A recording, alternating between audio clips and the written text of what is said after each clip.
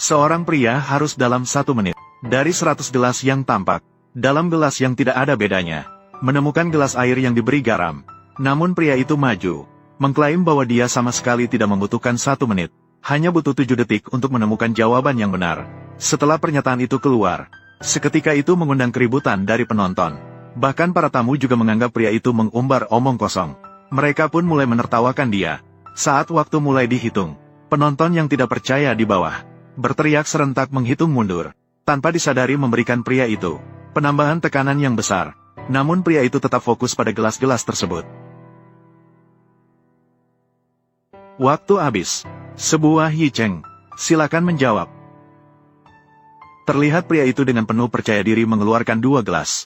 Para tamu di bawah melihat dia memilih 2 jawaban, lalu mulai mengejeknya bahwa dia sedang cari perhatian. Jelas dia telah mengatakan bahwa jawaban yang benar hanya 1. Namun dia justru mengeluarkan 2 gelas.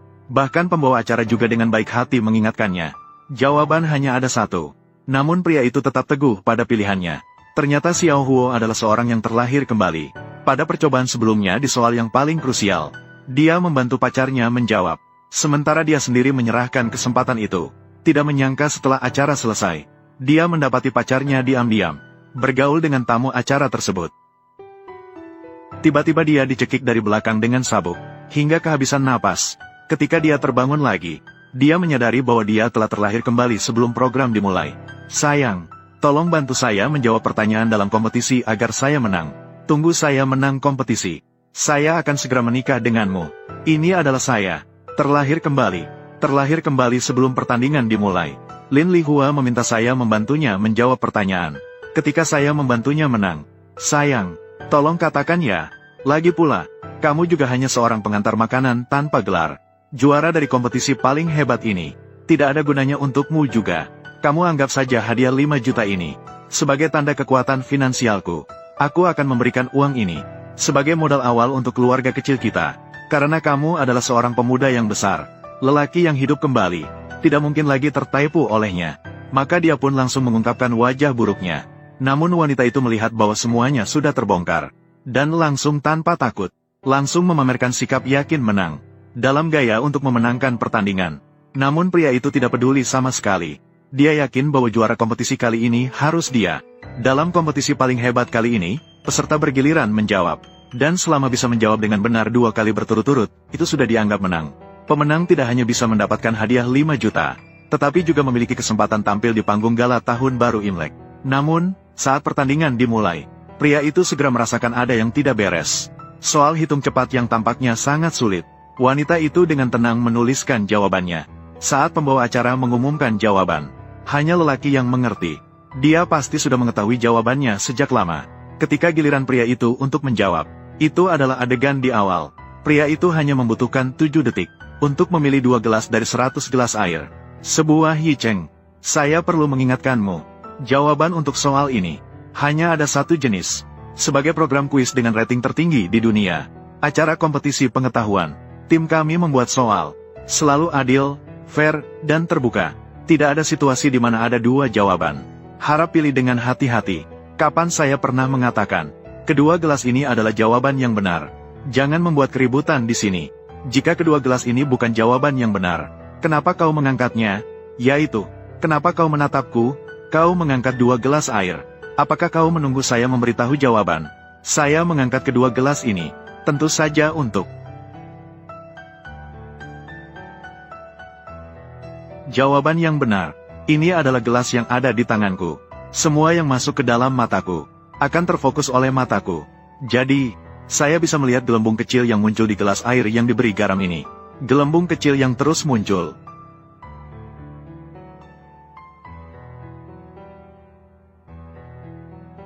Selamat, kamu benar.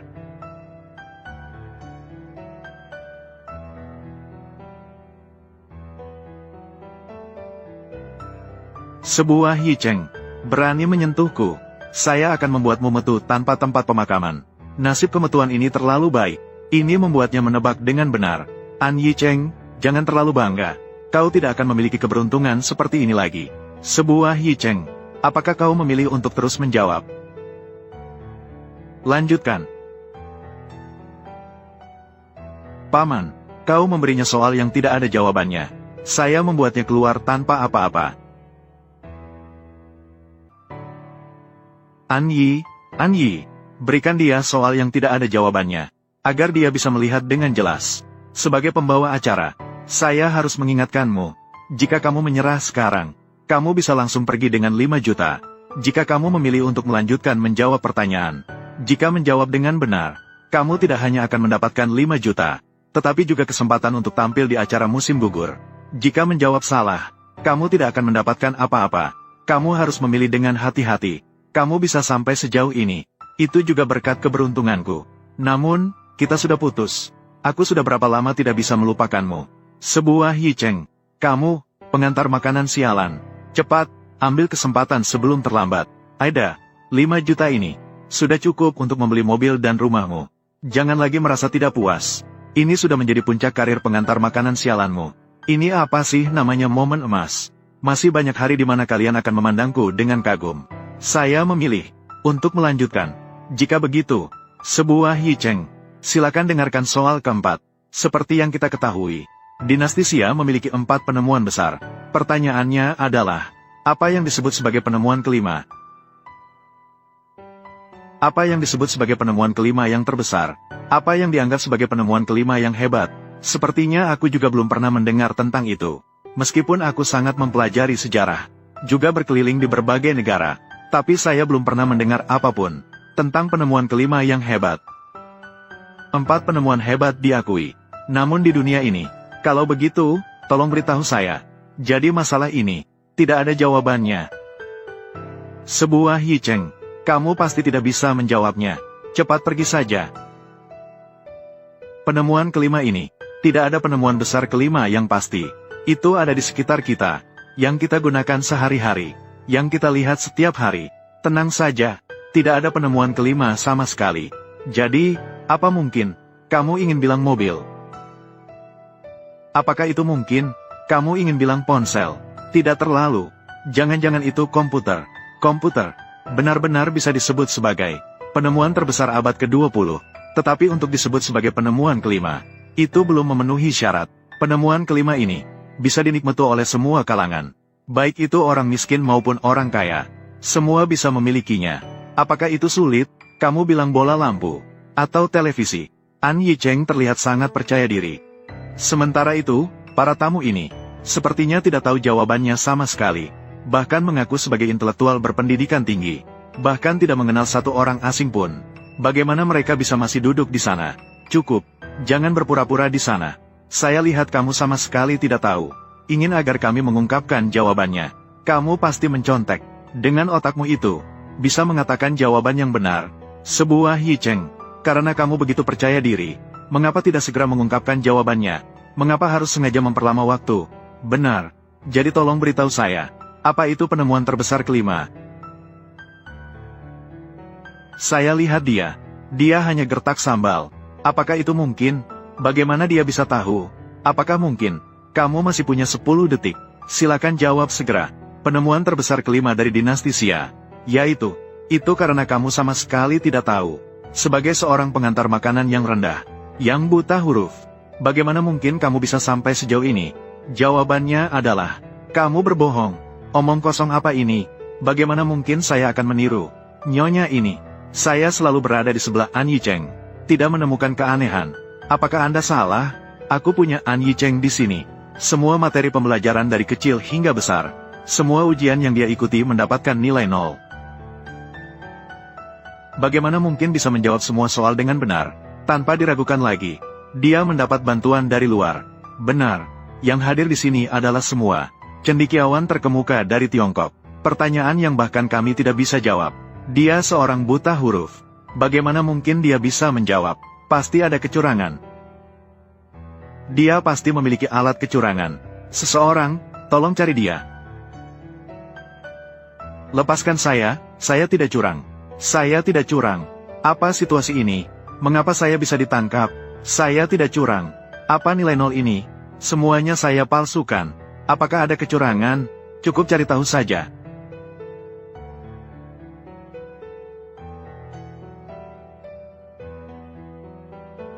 Sekarang meskipun kamu tidak curang, Kamu juga sudah lewat waktu menjawab. Sebuah Yicheng. Kamu sudah tidak memenuhi syarat untuk menjawab. Cepat keluar dari sini. Bagaimana ini bisa terjadi? Jelas-jelas itu adalah para tamu yang mengacau. Kenapa bisa disalahkan kepada An Yicheng? Aku protes. Ini jelas merupakan konspirasi. Meskipun An Yicheng hanya seorang pengantar makanan, dia memiliki pengetahuan yang luas. Kenapa tidak membiarkannya terus menjawab? Jika tidak membiarkan An Yicheng terus menjawab, saya akan mengeluh tentang program Anda. Ada konspirasi lagi. Konspirasi.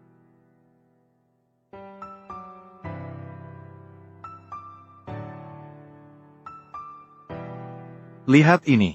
Benar-benar mempertahankan harga diri kami para pengantar makanan. Para tamu ini terlalu menindas. Mereka harus dilaporkan. Tambahkan saya juga ingin melaporkan. Pria utama situs kami melaporkan bos terkuat.